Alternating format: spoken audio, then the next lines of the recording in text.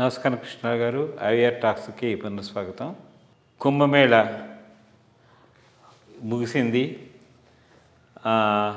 చాలామంది అనేక కోట్ల మంది వెళ్ళి అక్కడ స్నానాలు చేయడం. లాస్ట్ టైం మనం అక్కడ స్నానం చేస్తే ఏ విధంగా మనకు ఈ ప్రజలకి ఈ బాధలు కలుగుతాయి అనేటువంటిది ఆ వైరస్ దాని గురించి కూడా డిస్కస్ చేసాం. అయితే ఇలాంటి చోట్లకి వెళ్ళి మరి సనాతన ధర్మానికి పరిరక్షణకి కంకణం కట్టుకున్నటువంటి మరి very favoured person Pawan Kalyan గురు వెళ్ళి మరి ఈ మహాకుంభమేళలో ఆయన వెళ్ళి స్నానం చేయడము, ఆయనే కాకుండా వాళ్ళ వైఫ్ అన్న, తర్వాత ఏమో కొడుకు అక్కరన్నను వీళ్ళందరూ కూడా వెళ్ళి స్నానం చేయడము. అది ఈయనతో పాటు మరి సెలబ్రిటీ అని అనుకుంటాం కదా, డైరెక్టర్ అతను కూడా వెళ్ళి ఆయనతో స్నానం చేయడం, ఇవన్నీ చేసుకుని చాలామంది ఏంటంటే ఈ సనాతన ధర్మంకి డివోషన్తో ఉండి పవన్ కళ్యాణ్ ఇట్లా డిప్ చేయడం చాలా హర్షించదగినటువంటి విషయం అని చెప్పేసి చాలామంది ప్రజలు వేణోళ్ళ చెప్తూ ఉన్నారు. సో ఈ విధంగా చేయడం వలన కల్చరల్ డిఫరెన్సెస్ ఏవైనా ప్రజల్లో తీసుకురావడానికి అవకాశం ఉంటుందా ఈ నమ్మకం? ఎందుకంటే మనకి ఈ కుంభమేళాలలో ఇది మహాకుంభమేళ, కుంభమేళాలు జరుగుతూ ఉంటే తర్వాత ప్రతి నదికి మనకి 12 ఏళ్ళకి ఒకసారి మనకి ఇది కూడా జరుగుతూ ఉంటుందన్నమాట. సో దీని మీద పవన్ కళ్యాణ్ గారు కుంభమేళలో స్నానం చేసిన దాని మీద ఏ విధంగా ప్రజలు తీసుకుంటున్నారు, అది ఏ విధమైన సంకేతాన్ని ఇస్తుంది అనే దాని మీద చిన్న యాక్చువల్లీ పవన్ కళ్యాణ్ గారి కుంభమేళా స్నానంలో ప్రధానమైన చర్చ ఆంధ్రప్రదేశ్లో ఆయన జంజం మీద జరిగింది. జంజం వేసుకున్నాడు, అది ఏంటి అనే దాని మీద. దాంట్లో ఎటువంటి తప్పు లేదని నేను భావిస్తున్నాను. బేసిక్గా యాక్చువల్లీ హిందూ మతాన్ని నిలబెట్టడానికి జరిగేటటువంటి ఆ మేధోమథనంలో ఇవన్నీ కొంత ఆలోచించాల్సిన అవసరాలు ఉన్నాయి. ఇప్పుడు మనం మతం ప్రచారం కావటం, వ్యాప్తి చెందటం విభిన్న ప్రాంతాల్లో విభిన్న రకాలుగా అవుతూ ఉంటుంది.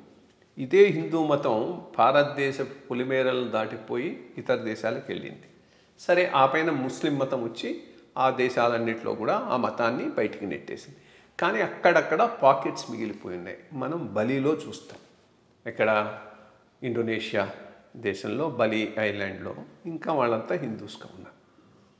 అడిగిపోతే ఆ డ్రైవర్ వాడు గాయత్రి మంత్రం చెప్పేస్తాడు, జంజం లేదు అని మీట్ గీట్ వాళ్ళ లోకల్ పద్ధతిలో తింటూ ఉంటారు. బట్ అది హైందవమే, అది కూడా హైందవమే. అక్కడ ఆ డిస్టింక్షన్ లేదు. గాయత్రి మంత్రం ఎవరైనా కానీ చెప్తారు, వాళ్ళు కూడా చెప్తారు, అందరూ చెప్తున్నారు. సో అటువంటి పరిస్థితుల్లో దీనిని ముందుకు తీసుకుపోవటానికి ఒక మేధోమథనం జరగాలి. అది మరి ఎట్లా ఏంది అనే దాని మీద ఇంకొక శంకరుడి అవసరమైతే భారతదేశంలో ఈ రోజున్న పరిస్థితుల్లో తప్పకుండా ఉన్నది. ఒకప్పుడు హిందూ మతం థ్రెట్ చేయబడినప్పుడు దానిని పరిరక్షించటం కోసంగా దేశమంతా తిరిగి ఒక విధి విధానాలు ఏర్పరిచినటువంటి వ్యక్తి శంకరుడు. అతని వల్లనే దేశంలో హిందూ మతం అంతరించిపోకుండా మిగిలిపోయి ఉన్నది. ఈ మోడర్న్ డేస్లో వస్తున్న ఈ కొత్త థ్రెట్స్ నుంచి దానిని రక్షించటం కోసంగా ఒక న్యూ అప్రోచ్ అయితే తప్పకుండా అవసరం. ఆ అప్రోచ్ ఏంది, ఎట్లా అనేటటువంటి దాని మీద అయితే కొంత డిస్కషన్ జరగాల్సినటువంటి అవసరం ఉన్నది. దానిని తప్పుపట్టడం అర్థం లేదు. యాక్చువల్గా that's a good thing. In fact ఆయన సనాతనాన్ని నమ్ముతున్నాడు, సనాతనాన్ని ముందుకు తీసుకుపోతున్నాడు, సనాతనానికి డెడికేట్ అయి ఉన్నాడు. మూడు చాలా చాలా గొప్ప విషయాలు. దానిలో భాగంగానే కుంభమేళాలో స్నానం చేయటం కానీ మిగిలిన అంశాలు కానీ. సో చూద్దాం. I think it was a good sign from him. And దానిని ముందుకు కూడా తీసుకొని పోతూ ఉన్నాడు అని చాలా చాలా టెంపుల్స్ వాటిని విజిట్ చేసి వచ్చాడు. ఒక సనాతన ధర్మానికి ఒక రిప్రజెంటేటివ్గా ఆంధ్రప్రదేశ్లో ఈనాడు ఎవరూ లేరు. అది మాత్రం నిజం. గ్యాప్ని ఈయన ఫిల్ఫిల్ చేసి ముందుకు తీసుకుపోగలిగితే చాలా మంచిదని నేను భావిస్తున్నాను. అంటే ఒక పాపులర్ ఫిలిం స్టార్గా అనేక మంది ఫాలోయర్స్ పెట్టుకుని ఒక మార్పు అంటే సొసైటీలో డైనమిక్స్ ఆఫ్ చేంజ్లో ఒకటే చెప్తూ ఉంటారు, ది గ్రూప్ డైనమిక్స్ అని చెప్పేసి.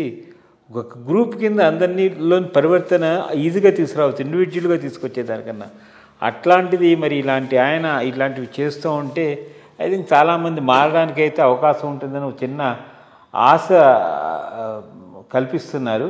మరి ఆయన అటు సినీ రంగంలో పనిచేస్తూ మరి ఇటు రాజకీయంగా ఉంటూ ఈ సనాతన ధర్మాన్ని మరి ఇదేంటంటే ఒక ఆంధ్రప్రదేశ్కే పరిమితం కాదు, దేశమంతా ఉవ్వెత్తున తీసుకోవాల్సిన ఈ పరిస్థితుల్లో డెఫినెట్గా అయితే ఈ అవసరమైతే ఉంది. మరి పవన్ కళ్యాణ్ గారు దాన్ని ఏ విధంగా అడ్రస్ చేసి ముందర తీసుకెళ్తారనేది వేచి చూడాలి.